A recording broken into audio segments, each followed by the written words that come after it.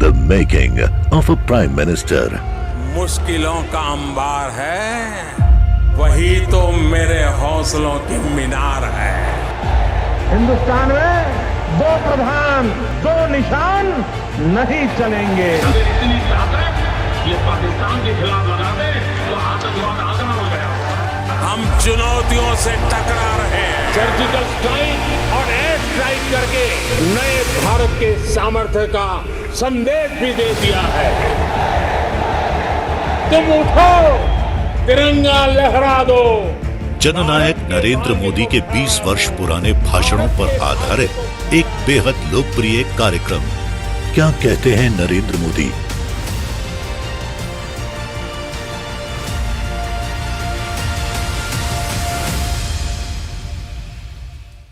नमस्कार, मैं हूं आपके साथ पूर्णिमा मिश्रा। हमारे खास प्रोग्राम क्या कहते हैं नरेंद्र मोदी में आज आपको सुनवाएंगे प्रधानमंत्री मोदी का वो भाषण जो उन्होंने 8 फरवरी 2023 को लोकसभा में राष्ट्रपति के अभिभाषण पर चर्चा के जवाब में दिया। इस दौरान विपक्ष के आरोपों का जवाब देते हुए प्रधानमंत्री मोदी ने श्रीनगर के लाल चौक पर झंडा फहराने का जिक्र भी किया। सबने अपनी बातें रखी और जब इन बातों को गौर से सुनते हैं, उसे समझने का जब प्रयास करते हैं, तो ये भी ध्यान में आता है कि किसकी कितनी क्षमता है, किसकी कितनी योग्यता है, किसकी कितनी समझ है और किसका क्या इरादा है। ये सारी बातें प्रकट होती ही हैं और देश भली भांति तरीके से उसका मूल्यांकन भी करता है। मैं देख रहा था कल कुछ लोगों के भाषण के बाद पूरा इकोसिस्टम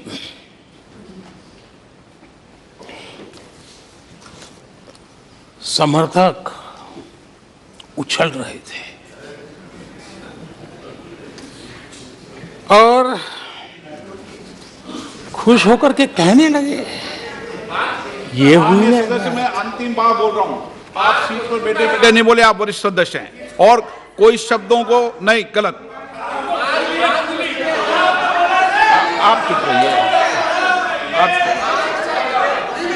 नो नो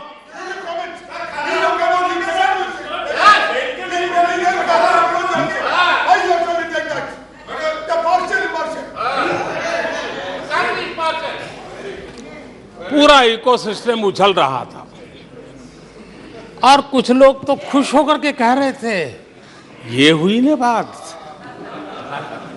बड़ा शायद नींद भी अच्छी आई होगी,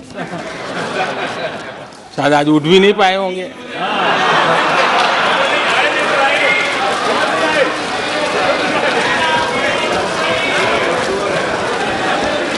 और ऐसे लोगों के लिए कहा गया है,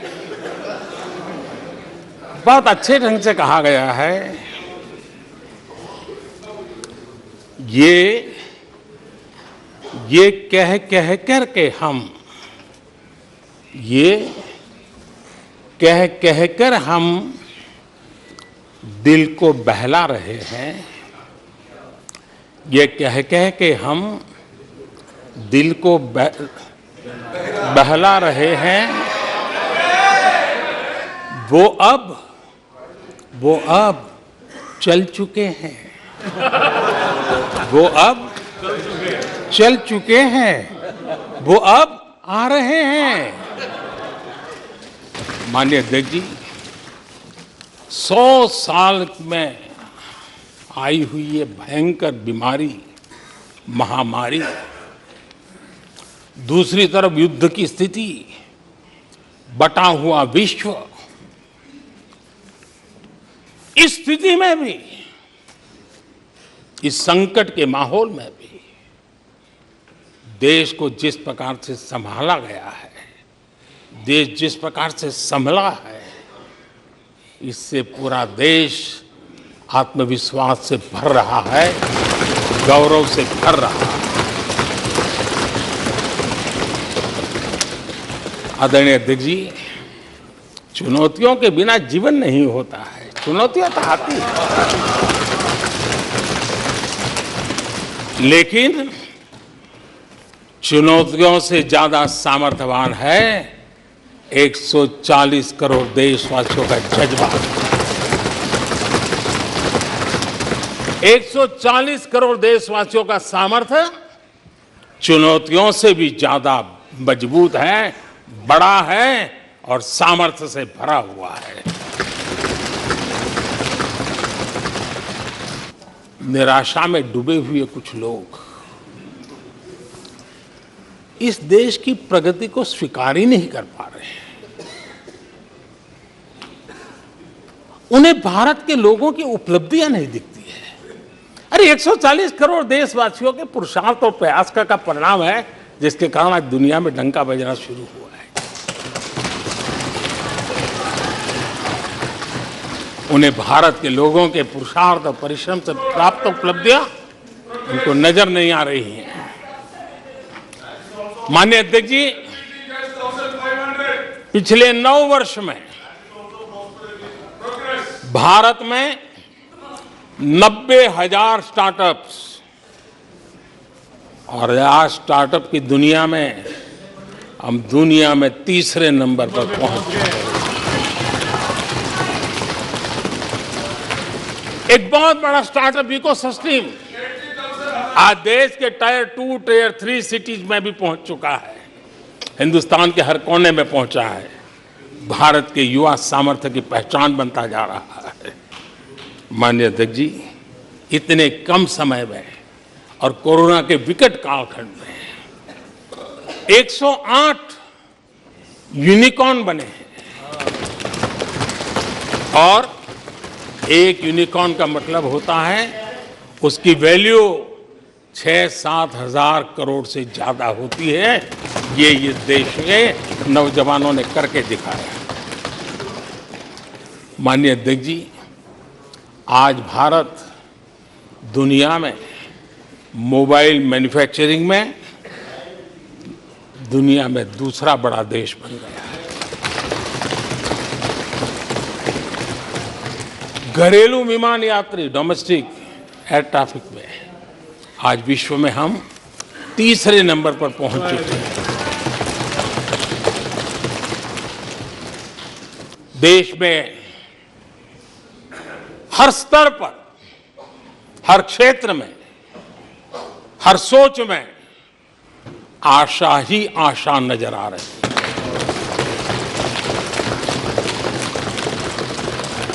एक विश्वास से भरा हुआ देश है, सपने और संकल्प लेकर के चलने वाला देश है। पिछले 10 साल में 2014 के पहले 2004 से 14 भारत की अर्थव्यवस्था खस्ता हाल हो गई।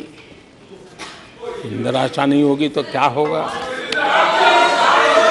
10 साल में महंगाई डबल डिजिट रही, महंगाई डबल डिजिट रही, और इसलिए कुछ अगर अच्छा होता है तो निराशा और उभर करके आती है। और जिन्होंने बेरोजगारी दूर करने के वादे किए थे, जिन्होंने बेरोजगारी दूर करने के वादे किए थे,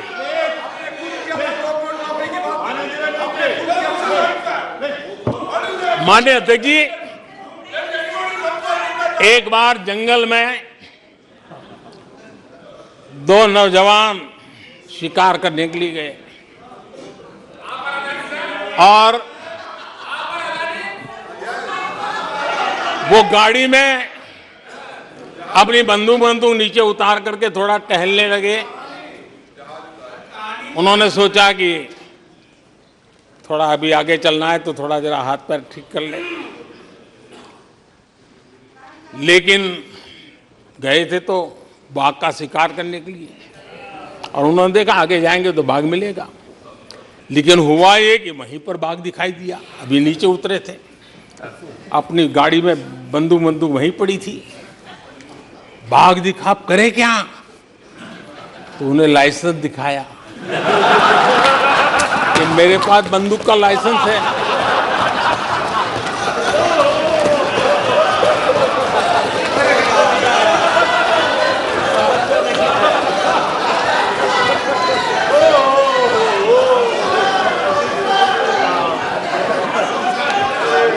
इन्होंने भी बेरोजगारी दूर करने के नाम पर एक कानून दिखाया, वो कानून बना दिया है जी।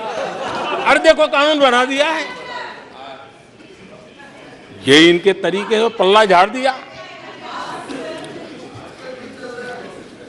4 से 14 आजादी के इतिहास में सबसे घोटालों का दशक रहा, सबसे घोटाला।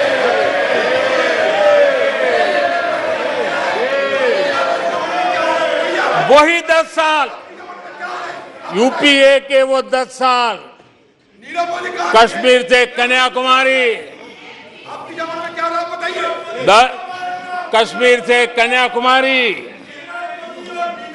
भारत के हर कोने में आतंकवादी हमलों का सिलसिला चलता रहा। 10 साल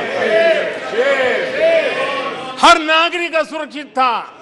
चारों तरफ यही सूचना रहती थी कि कोई अनजानी चीज को हाथ मत लगाना, अनजानी चीज से दूर रहना, वही खबरें रहती थी। 10 साल में जम्मू कश्मीर से लेकर नॉर्थ ईस्ट तक हिंसा ही हिंसा देश का शिकार हो गया था। उस 10 साल में भारत की आवाज ग्लोबल प्लेटफॉर्म पर इतनी कमजोर थी कि दुनिया सुनने तक तैयार नहीं थी। आदरणीय अध्यक्ष जी, इनकी निराशा का कारण यह भी है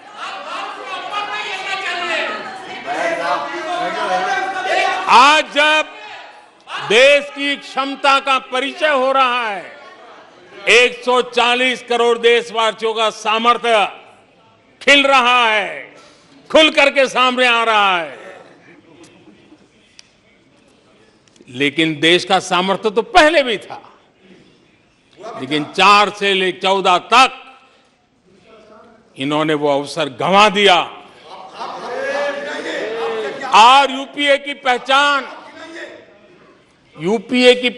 बन गई, हर मौके को मुसीबत में पलट दिया, हर मौके को मुसीबत में पलट दिया। जब टेक्नोलॉजी